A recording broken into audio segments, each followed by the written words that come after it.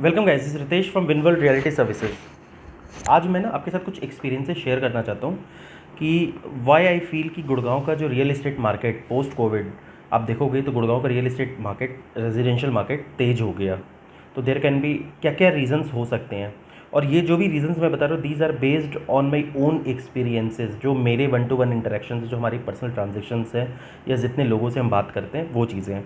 मैं कोई आपके पेपर्स पे या न्यूज़पेपर के आर्टिकल्स पे उस पर मैं कोई रिलेट नहीं कर रहा हूँ। देखो, आप इस चीज़ को समझना, जब फर्स्ट लॉकडाउन खुला था तो उस वक्त मैंने एक वीडियो बनाया था जिसमें मैंने क्लियर बोला था कि buyers are coming in a big way और ट्रांजेक्शन्स भी बहुत हो रही है मार्केट के अंदर।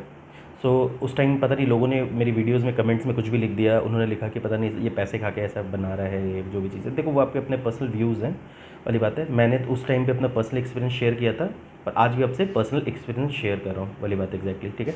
सो आप और सेम जो थिंग है वो सेकंड लॉकडाउन में भी कंटिन्यू रहा। अगर आप देखोगे तो जब से गुड़गांव में लॉकडाउन आया तब से रेजिडेंशियल मार्केट के प्राइजेज़ में एक तो पहले तो स्टार्टिंग में डिमांड्स बहुत बढ़ी और बाद में मतलब क्या बोलते हैं प्राइजेज़ भी बढ़ने स्टार्ट हुए। इसके कुछ फैक्टर समझने वाली बात है। अब सबसे इंपॉर्टेंट क्या है कि सबसे पहले हम ये देखेंगे कि अचानक डिमांड्स क्यों बढ़ी थी मार्केट ओपन होते ही। एक तरफ पेंडेमिक का सिचुएशन, एक तरफ जॉब्स का लोगों का था पता नहीं। हम भी जब मार्केट में घर पे बैठे हुए थे वी ऑल्सो थॉट कि यार सिचुएशन बहुत बुरी होने वाली है, शायद हमें पता नहीं कि हमारा रियल एस्टेट का बिजनेस अब कितने सालों तक चलेगा नहीं चलेगा, या we will might have to look for some alternate business, कैसे क्या है चीज़ें, ठीक है। तो वो सारे जैसे एक नॉर्मल हर हाउस होल्ड को या एक हर इंडिविजुअल को इस चीज़ का फियर होता है, हमें भी था। बट मार्केट खुला तो इट वॉज़ वेरी रिस्पॉन्सिव। लोग जो भी आ रहे थे दे वर जस्ट, मतलब वो हमने ऐसा टाइम देखा कि काफ़ी सालों बाद हमें ऐसे कस्टमर्स मिले जो आए, प्रॉपर्टी देखी और उन्होंने फाइनल किया, ठीक है। अब इसके ना कुछ कुछ फैक्टर्स आप देख लो। एक तो क्या हुआ है, कहीं ना कहीं अगर आप देखोगे तो हर आदमी की स्पेस की रिक्वायरमेंट बढ़ गई है रेजिडेंशियल में। अगर मैं अपने पर्सनल एक्सपीरियंस की बात करूँ, ये मेरा अपना पर्सनल एक्सपीरियंस है, इसमें मैं कोई आपको कोई वो नहीं करने वाली बात है। 4 BHK हाउस में मैं रहता हूँ, ठीक है। और उसमें इनिशियली क्या होता था कि लाइक मेरी फैमिली थी, मेरे 2 बच्चे, ठीक है, और मेरे ब्रदर की फैमिली 2 बच्चे, ठीक है। तो लाइक एक रूम भैया का, एक मेरा, माई फैमिली, भैया की फैमिली, ठीक है। एक रूम में मेरी दादी रहती थी, ठीक है। और उसके बाद एक रूम में मेरे मदर फादर रहते थे। Life was going so good, कोई दिक्कत नहीं है, कभी हमें स्पेस की रिक्वायरमेंट नहीं। हमारा ड्राइंग डाइनिंग काफ़ी बड़ा था, चलो हमारा सारा कुछ सेट हो जाता था, एक चीज़ें चल रही थी। और ये भी बच्चे भी ऐसे नहीं कि ऐड होते गए वाली बात है, ये नहीं कि मतलब दे came at a one go. तो कुछ लोग आए, कुछ जाते जाए। Like my father expired 3 years back, उसके बाद तो एक मेंबर कम हुआ घर में, उसके बाद मेरी मतलब मेरी दादी एक्सपायर की। अब तो अब क्या हुआ कि जैसे ही फर्स्ट लॉकडाउन आया था हमारे घर पे, बच्चों के सारे क्लासेस इंटरनेट में शिफ्ट हो गए थे। Everybody was at house, everybody was looking for a space. Immediate basis पे हमें एक 3 BHK लेना पड़ा नीचे रेंट पे। सो नाउ हमारा एरिया हो गया from 4 BHK we had 7 BHK। मेरे ब्रदर नीचे वाले फ्लैट में शिफ्ट हो गए, ठीक है। दादी एक्सपायर कर गई तो चलो एक रूम वहाँ पे भी खाली हो गया। मैं ये नहीं कह सकता, चलो मैं ये नहीं कह रहा, मैं जैसे अपनी सिचुएशंस के हिसाब से बता रहा हूँ। तो वो जो रूम खाली हुआ वो मैंने अपने बेसिकली थोड़ा सा स्टूडियो बनाने के हिसाब से, या मेरे कुछ योगा क्लासेस होते हैं सुबह जो मैं ऑनलाइन लेता हूँ वाली बात है, मतलब लर्न करता हूँ। तो वो ऑनलाइन क्लासेस मैंने, मेरे को एक अपनी जगह जीते वो ले लिया। मेरी डॉटर को फॉर एग्ज़ाम्पल मान लो हमने मतलब क्या किया कि जो भैया वाला रूम खाली हुआ उसको हमने टॉयज़ रूम बना दिया। तो उसमें मेरी डॉटर का रूम हो गया एक तरह से पढ़ने के लिए। अब मेरा बेटे को भी पढ़ाई करनी है, उसके लिए भी रूम चाहिए। तो बेसिकली अभी इस घर में भी एक रूम का हमारे को शॉर्टेज हो गया वाली बात एग्जैक्टली। सेम विथ नीचे। तो बेसिकली क्या हुआ कि जहाँ एक जगह हम 4 BHK में हैप्पीली रह रहे थे, अब हमें 7 BHK भी कम पड़ रहा है। अगर हमारे पूरी यूटिलिटी के हिसाब से देखोगे, भैया है, भैया की डॉटर है, उसको भी एक रूम चाहिए पढ़ने के लिए। तो मतलब अब के डेट में क्या हो गया कि मैं टेक्निकली ये बात बताना चाहता हूँ, now every member need room. अब मेरे केस में क्या है कि मैं घर पे ज़्यादा काम नहीं करता हूँ। जैसे क्या होता है ना कि अगर मेरा कोई मतलब ये नहीं कि मैं घर पे लैपटॉप पे बैठा रहता हूँ इस तरह से, अदरवाइज़ आई कुड हैव, मेरे को भी एक सेपरेट रूम चाहिए था। हो सकता था मैं स्टूडियो को ही एक रूम बना लेता, चलो फिर भी मैंने I am using a room वाली बात एग्जैक्टली, कभी कभी मैं यूज़ करने के लिए। सो टेक्निकली अगर मेरे फैमिली स्ट्रक्चर को देखोगे तो आज 7 BHK भी छोटा पड़ रहा है। कि तो गाइस चांस की बात है कि मेरी वाइफ और मेरे ब्रदर की वाइफ यानी भाभी दोनों ही हाउस वाइफ्स हैं presently. May be they might work in future, चाहे जॉब करे चाहे बिजनेस करे।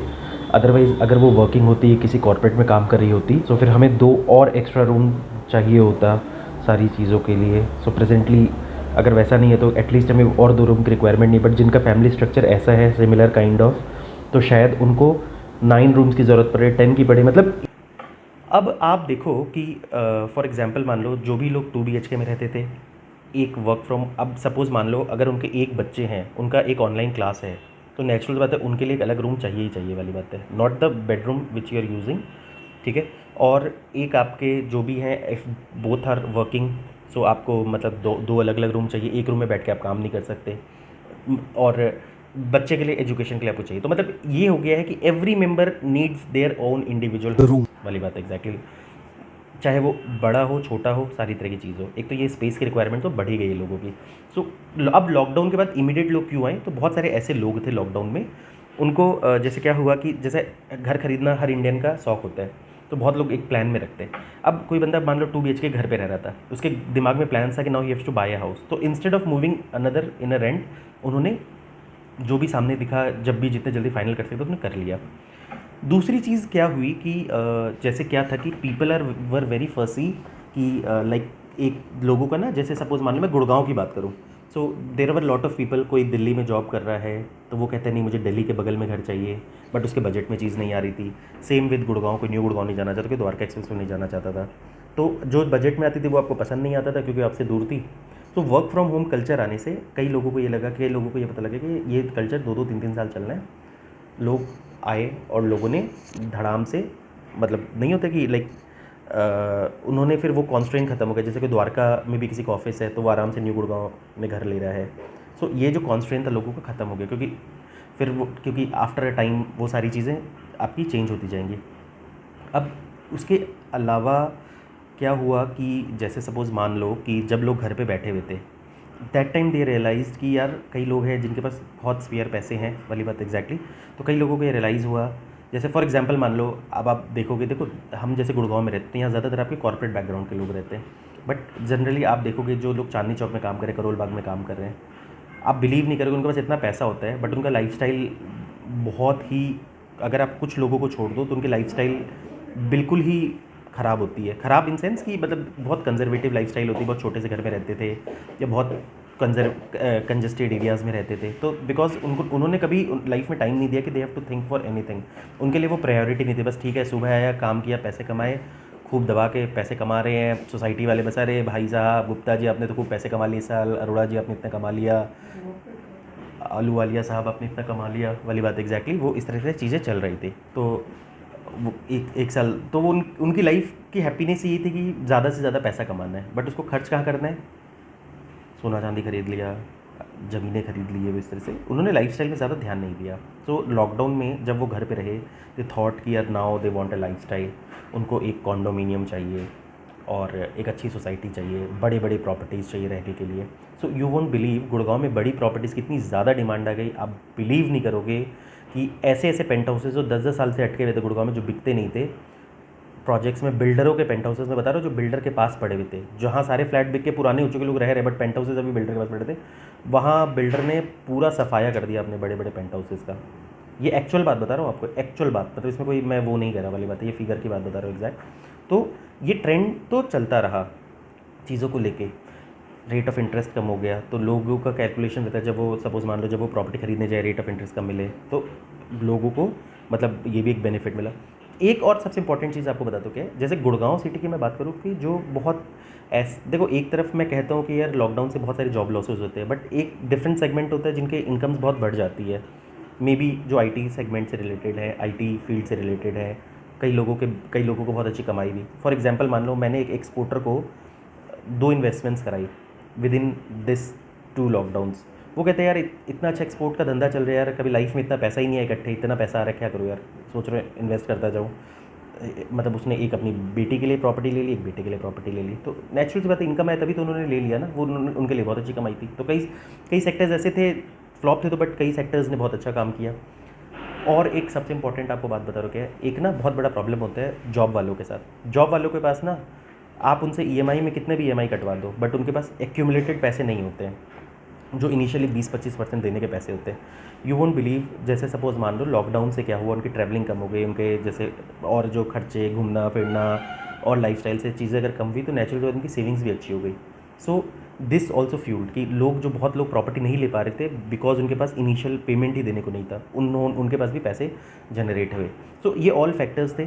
और एंड ऑफ द डे इसके बाद क्या हुआ कि सिंस क्या था कि बहुत लंबे समय से ये तो सारी चीज़ें थी जिन्होंने डिमांड बढ़ाई आपकी।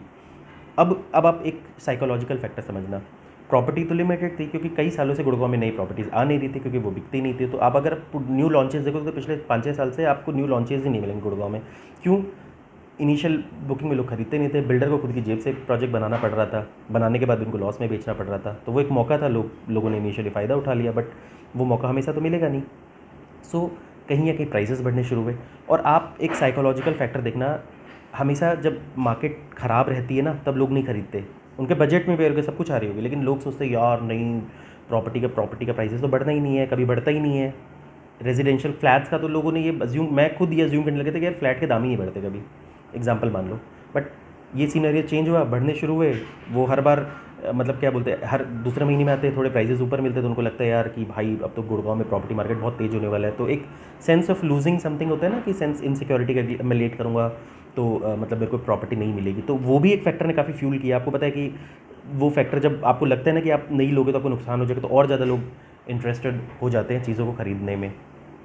तो ये बहुत मेजर फैक्टर है, आपको बता रहा हूँ, क्योंकि साइकोलॉजी की बहुत प्ले करती है।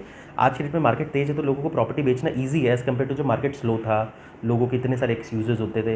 एक ज़माना था कि प्रोजेक्ट 6 महीने बचा हुआ है कंप्लीट होने में, फिनिशिंग भी बचा हुआ है तो भी लोग नहीं खरीदते थे, बोल के नहीं यार प्रोजेक्ट कंप्लीट होगा नहीं होगा। और आज पूरी दुनिया अंडर कंस्ट्रक्शन में भाग भाग के ले रही है वाली बात है। बिल्डर का नाम नहीं बता सकता बट एग्जाम्पल मान लो there is a builder, FDI developer है। मैं ये नहीं कह रहा कि उनका प्रोफाइल अच्छा है, मैं ये नहीं कह रहा, आप भी इन्वेस्ट मतलब एग्जाम्पल मान लो, बट लोग एकदम लाइन लगा लगा के प्रॉपर्टी ले रहे, तो वो सब भूल चुके हैं कि यार ऐसा भी होता था कि नहीं, अंडर कंस्ट्रक्शन लोगों के पैसे फंस जाते। तो लोगों को ये चीज़ें, लोगों की मेमोरीज बड़ी शॉर्ट होती है। वो सिर्फ ये देख लेते हैं कि कब मतलब वो, अब लोगों को लग रहा है कि नहीं भाई पैसे लगाओगे फ़ायदा होगा, तो वो सब भूल गए कि भैया ऐसा भी होता था कि यार पैसे लगाते थे प्रोजेक्ट में, वो बनता नहीं था ये भी इस तरह से। दो आपको बता दूँ कि कंपेरेटिवली अदर सिटीज़ के कंपैरिजन में Gurgaon has always been a safer place. और मेरे हिसाब से अब रियल एस्टेट में सेफ़ ही होगा क्योंकि बहुत रूल्स एंड रेगुलेशंस आ चुके हैं, तो मेरे हिसाब से अब इतना रिस्क फैक्टर नहीं है। तो इसने भी अपनी चीज़ों को काफ़ी फ्यूल अप किया। ठीक है गाइज। और चीज़ें जैसे सपोज़ मान लो ये कुछ चीज़ें हैं, और कुछ चीज़ें लाइक अगर मैं बाकी चीज़ों, हाँ ये तो हो गया फ्लैट्स, अपार्टमेंट, पेंट हाउसेज, जो बड़े बड़े एम्यूनिटीज़ वाली प्रॉपर्टीज़ की बात है। प्लॉट्स का रेट भी बढ़ा क्योंकि रेजिडेंशियल मार्केट भी बढ़ा, और प्लॉट्स के रेट तो आपको पता है कि वो पिछले 2-2.5 साल से बढ़ रहे गुड़गांव में। इसका एक सबसे बड़ा फ्यूलिंग सेक्टर था, फ्यूलिंग रीज़न था कि क्या हुआ कि मतलब आप ये समझो कि जो 4 फ्लोर परमिट हुए ना इंस्टेड ऑफ 3 फ्लोर्स, तो उसमें बिल्डर्स को भी अच्छी फिजिबिलिटी आने लगी। तो बिल्डर फ्लोर का बहुत ज़्यादा कल्चर आ गया, बिल्डरों ने बनाना शुरू किया, उनको फिजिबिलिटी आई। 4 फ्लोर में एक थोड़ा कंसोलिडेट हाउस मिल जाता है, प्रॉपर लिफ्ट देना, एक ये इस तरह से, मतलब एक हर चीज़ के एंगल से वो फिजिबल हो रहा था। तो बिल्डर फ्लोर का काफ़ी कल्चर आया, तो इस कारण से भी प्लॉट्स के रेट्स बहुत ज़्यादा बढ़े। और अब आगे कितना बढ़ेगा नहीं बढ़ेगा आई एम नॉट श्योर वाली बात है। और गाइज आपको इसके अलावा भी बता दो कि हॉलीडे होम्स के भी डिमांड बढ़ी। कई बिल्डर के हॉलीडे होम 10-10 साल, 15-15 साल से अटके हुए थे। मतलब जो आउटस्कर्ट्स में बनाते हैं हॉलीडे होम्स, लोग छुट्टियों में गए, लोगों को लगता है नहीं यार अब मुझे जाना है, लाइफ में 2-2 3-3 महीने में वहाँ रहूँगा। और ये ट्रेंड हो सकता है चले भी, क्योंकि क्या होता है कि एक शायद एक इकोसिस्टम बनी जाए वर्क फ्रॉम होम वाला। सो आई थिंक ये जो मतलब एरिया की इंक्रीजिंग वाली चीज़ें तो चलती रहेगी। और मुझे अब ये लगता है गुड़गांव में फॉर 2-3 ईयर्स मुझे लगता है अब रेजिडेंशियल प्राइजेस बढ़ेंगे ही बढ़ेंगे। इसका वन ऑफ द रीज़न क्या है कि देखो कहीं ना कहीं अगर आप देखोगे तो प्रॉपर्टी प्राइजेस वैसे भी बढ़ने थे। देखो कोई भी इनपुट कॉस्ट कम नहीं हुआ था प्रॉपर्टी का, आपके सिर्फ आपको जो फाइनल फ्लैट मिल रहा था उसका प्राइस कम था, अदरवाइज ना ही लैंड कॉस्ट कम हुआ था, बढ़ा था, कंस्ट्रक्शन कॉस्ट भी कम नहीं हुआ था। लोगों की डिमांड्स बढ़ गई थी बहुत ज़्यादा फैसिलिटीज़ को लेकर, तो भैया फैसिलिटीज़ फ्री में नहीं आती, पैसे लगते हैं। आज पहले लोगों को क्लब के नाम पे कम्युनिटी सेंटर दे देते थे, अब क्लब लोग बिल्डर में कंपटीशन 20,000, 30,000, 50,000 फुट। तो वो सब चीज़ों का आज के डेट में पीपल आर वेरी फसी अबाउट दीज थिंग्स। पहले लोग बिल्डर टाइल लगा के देते हैं, इटालियन मार्बल लगा के देते हैं, तो चीज़ें इनपुट कॉस्ट बढ़ता गया। तो मुझे ऐसा लगता है कि बिल्डर ने एक टाइम पे, ऐसा नहीं कि बिल्डर को फ़ायदा हुआ है, बहुत लॉस भी बुक किया बिल्डर्स ने, जिनके पास कैपेसिटी थी उन्होंने प्रोजेक्ट बना दिया but they were not at profit. So अब बिल्डर का भी टाइम है थोड़ा प्रॉफिट कमाने का। और मुझे लगता है कि जो मार्केट में वापस से जो डिमांड एंड सप्लाई का जो मैच है उसको आने में नेक्स्ट 3-4 ईयर्स लगेगा, क्योंकि नए प्रोजेक्ट्स आएंगे, बनेंगे, बिकेंगे वाली बात है। रेडी टू मूव इन की तो बहुत ज़्यादा शॉर्टेज चलेगी गुड़गांव के अंदर। सो अभी अच्छा टाइम है मेरे हिसाब से रेजिडेंशियल मार्केट में स्पेशल इन्वेस्ट करने का।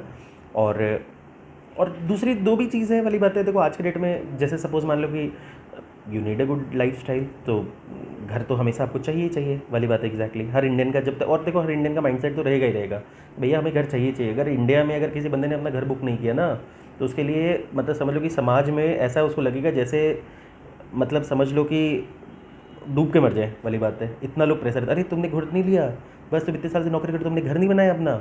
वो मतलब एक इतना सोसाइटी, पहले शादी करने का प्रेशर होता है, बच्चे पैदा करने का प्रेशर होता है, घर खरीदने का प्रेशर होता है। तो भैया इंडियंस के जब तक ये सोसाइटी में रहेगा तब तक ये चलेगा ही चलेगा। तो हमारा माइंडसेट ये है।